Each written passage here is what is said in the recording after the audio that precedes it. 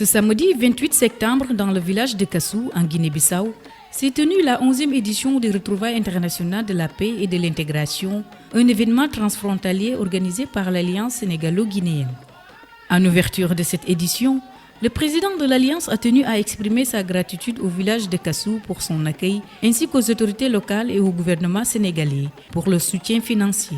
Je voudrais vous dire toute ma joie cette année de voir l'Alliance se retrouver ici à Kassou-Guinée. Lorsque Kassou-Guinée a intégré l'Alliance en 2018, il était inimaginable de penser qu'un jour viendra que ce village puisse abriter les retrouvailles internationales de la paix et de l'intégration. Aujourd'hui, c'est chose faite. Je voudrais donc ici, au nom de toute l'Alliance, du bureau et du comité directeur, dire merci à nos parents de Kassou Guinée, Kassou Sénégal, dire merci aux chefs de village, aux jeunes de Kassou, et à nos belles dames, nos mamans de Kassou, parce qu'eux tous ont uni leurs efforts pour que l'édition soit une réussite. Si cette édition a pu avoir lieu, c'est principalement grâce à des hommes et des femmes qui ont accepté de mettre la main à la pâte.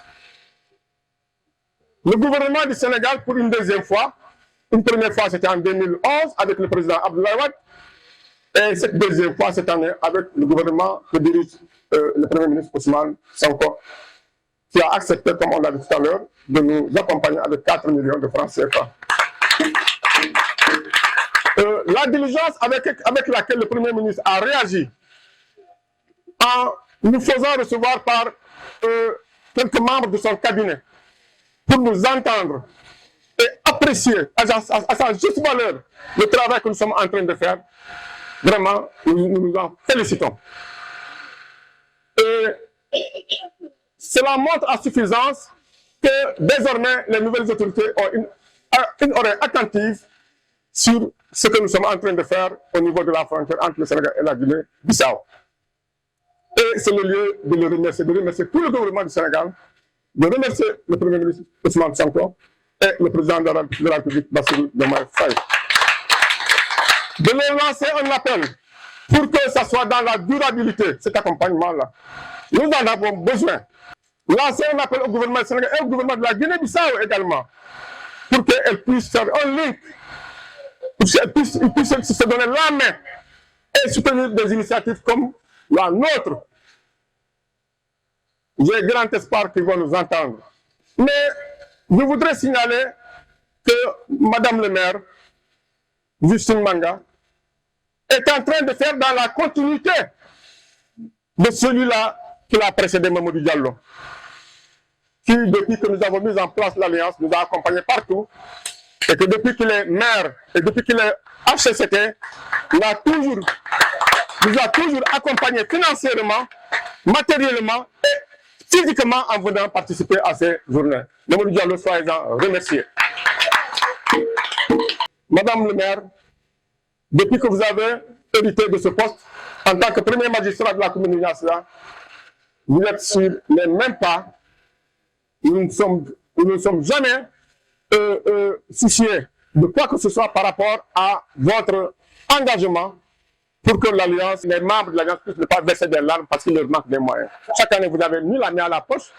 L'année dernière, après avoir donné une enveloppe, vous avez mobilisé un groupe électrogène qui nous a beaucoup soulagés à Corinth. Parmi les personnalités présentes, Justine Manga, maire de la commune de Niassia, a souligné l'importance de cette alliance capable de résoudre sans grand bruit les problèmes transfrontaliers. Avec un grand honneur que je suis venu assister à cet événement. Pour moi, l'alliance a une importance capitale.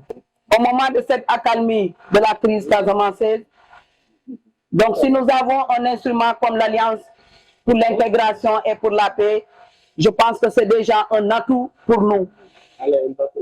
Vous n'êtes pas sans savoir que nous sommes en train de nous battre pour que les villages riverains de la Guinée-Bissau puissent retourner avec le déminage humanitaire qui est déployé. L'Alliance a toujours été un pilier, un maillon sur lequel nous appuyons pour certaines choses et pour certaines négociations. C'est pourquoi il est d'une importance capitale pour moi d'avoir ces genres d'alliances, d'avoir ces genres de structures qui peuvent nous aider. Parce que l'alliance, ce n'est pas seulement le fait de venir se regrouper, d'organiser des activités et de se séparer. Nous savons ce que l'alliance est en train de battre par rapport à cette situation d'accalmie.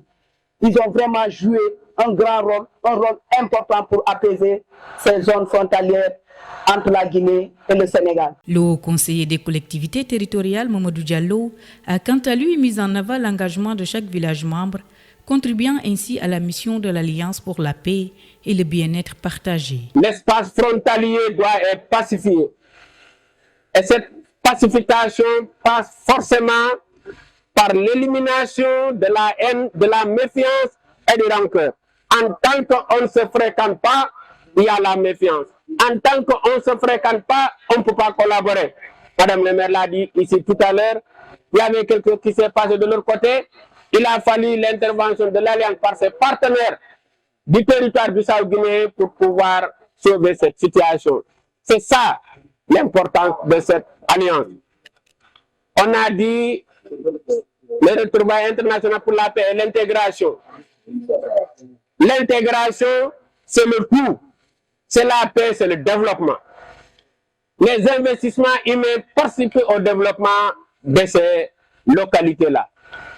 Et nous devons croire que cet investissement doit être entretenu. Et on doit avoir la mobilisation, le président l'a dit tout à l'heure, les investissements humains, il faut que les gens se mobilisent. Pas se mobiliser au terrain seulement, mais il faut qu'on puisse avoir une grande mobilisation dans le cadre des activités des investissements humains. Parce que les digues, les pistes, le reboisement et tout ça, c'est dans le cadre du développement de nos localités. En réunissant des acteurs de divers horizons, les retrouvailles internationales de la paix et de l'intégration démontrent que l'espoir et la coopération sont possibles, même au cœur des difficultés.